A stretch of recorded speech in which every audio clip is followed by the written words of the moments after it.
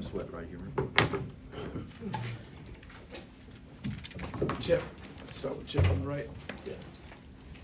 Coach Hubert said there are no easy games in the ACC, and certainly this proved to be the case today. Just what do you feel like made for such a tough game against a team that really struggled? I know they hit shots today, but just what really turned this into such a tight game? Well, I think they hit shots because we gave them the rhythm to make shots. I just, coming into this game, percentage-wise, defensive percentage, like we were number one in the ACC. I felt like we were improving defensively. We're doing a better job of protecting the paint. We're number one in terms of defending the three. And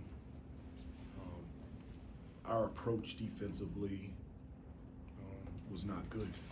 For them to be able to shoot 55% from the field. And take nothing away, Boston College played great. Coach Grant, I have tremendous respect for him. I just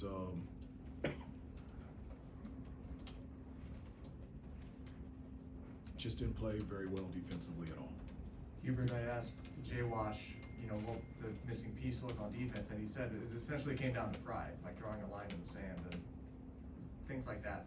From your estimation, do you agree with that from what you saw out there today? I do believe in the latter part of the game, specifically when we were down by 4 with I don't know how many seconds to go, and including how much? 18.6. 18.6 down 4, and in the overtime, I felt like we were locked in defensively. We got the stops that we needed, the deflections, the steals that we needed to be able to get us back in the game and eventually be able to win it. I felt like the execution offensively down the stretch was on point in terms of our spacing, our screening. We made shots. They stepped up, and I was really proud of them for being able to do that in a pressure situation. But all the minutes leading up to that,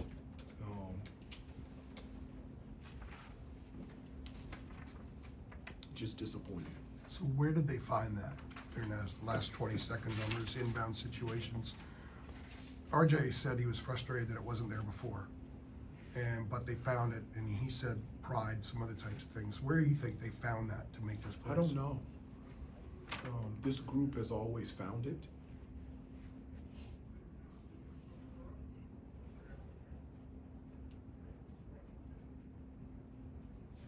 I think they have found it when they have needed it. And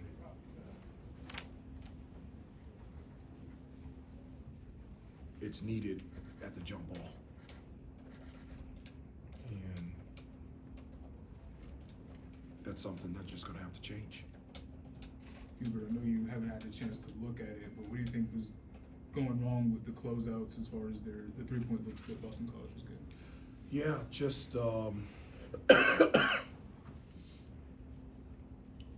we knew,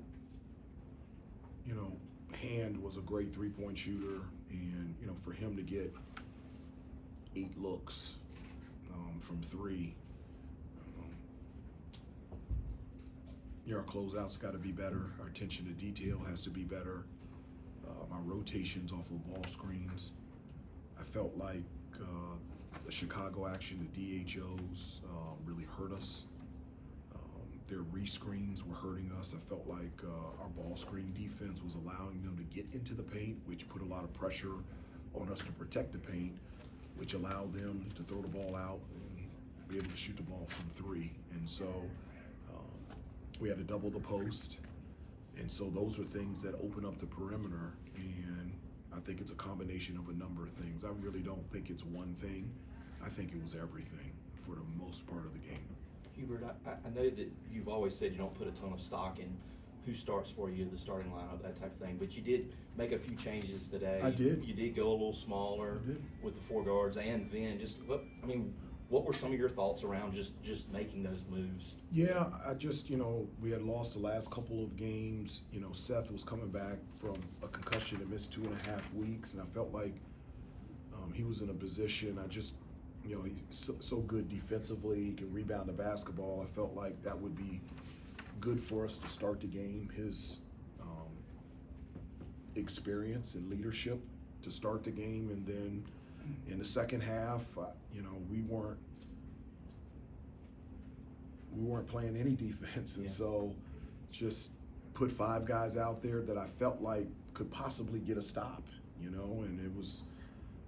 But that was my thinking at starting the game, and that was my thinking the lineup after halftime. I think you guys missed your first 5 or 6 shots of the second half as well. Ian sat the last 6.5 minutes or so of the first half. Didn't start the second half. When he went in, he gave you some offense. Did he do some of the things when he went back in that you wanted him to do, which was maybe why he had that long stretch on the bench? No, he did. I mean, Ian is a great kid, and he's obviously a huge part of this team, and he's just obviously, a gifted scorer, and getting better defensively, and I just at times felt like having more length and more experience out there from a defensive standpoint, we needed to get stops. We were scoring at will. The offense wasn't the problem. I mean, we scored 102 points, and we were on pace to score that even at halftime, and we needed stops. And so I was looking for answers that could, who changed the game for us was Tyshawn. He was in the game for 5 minutes, that first stretch in there, and it was his energy. His energy and his effort changed the entire game for us. We came in a huddle and everybody was screaming, saying, see, it's just one guy that's playing hard. Look what it's doing. He changed the game completely in that small time there. And the only reason I took him out is he was tired. And so I had to give him a break, or he would have stayed in. I would have not taken him out. And I was really proud of his effort and him being ready when his number was called. Hubert, the length of Drake, when you can put him on the inbounder, seemed like that came up clutch too. Like what, I don't know if luxury is the right word, but what kind of asset is that to be able to put a guy that long and that, with those abilities on an inbounder who's stuck in one spot there? It was great. We've been in situations where it's been difficult for us to get the ball in with size, and Drake has the athleticism and the length to be able to make it very difficult to get the ball in, and he was great out of bounds underneath, side out of bounds. He was huge for us. His activity, you could point to a number of different people. Sure. We won the game because of this person, and one of the people that you can point towards is Drake. What went through your mind when you saw Jay wash down?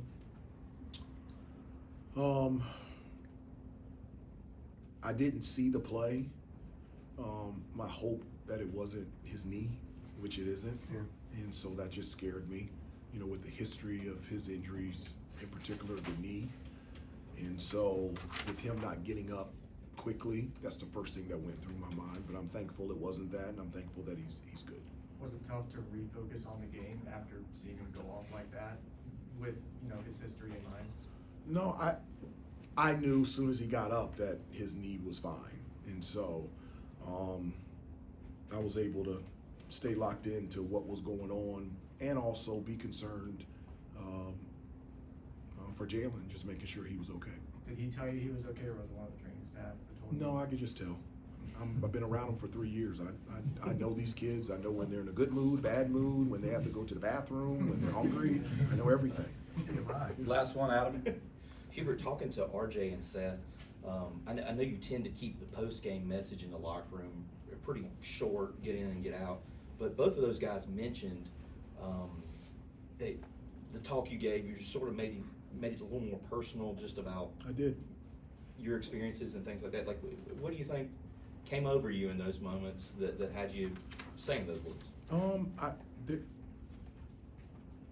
Playing here is more than just playing here. I told them, and I've told them my story, but I've told them that everything significant in my life has happened here. I just didn't go to school here. I just didn't play here. I just didn't graduate from here. This is where I became a Christian. This is where I fell in love with my wife. This is where we got married. This is where I bought my first house. This is where we got married. This is where we decided to raise our 3 kids. Like, this is not a job. this is my home. And it's the home of every one of the other coaches as well. And every other coach, because they've experienced this place, can say the same things. When you put on that uniform, when you're in that locker room, when you run through that tunnel and you play on that floor, it's more than just basketball. You're a part of something that is a part of your life. And that's the emotion that I played with. That's the emotion that I coach with. And that's the emotion that I want each player to play with. And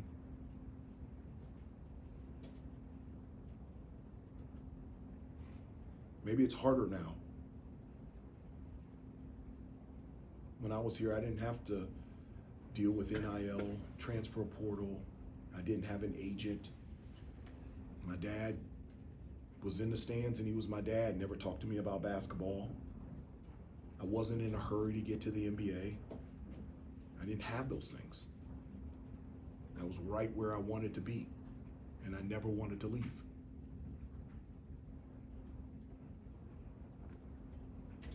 Thank you, everybody. Thanks, Coach.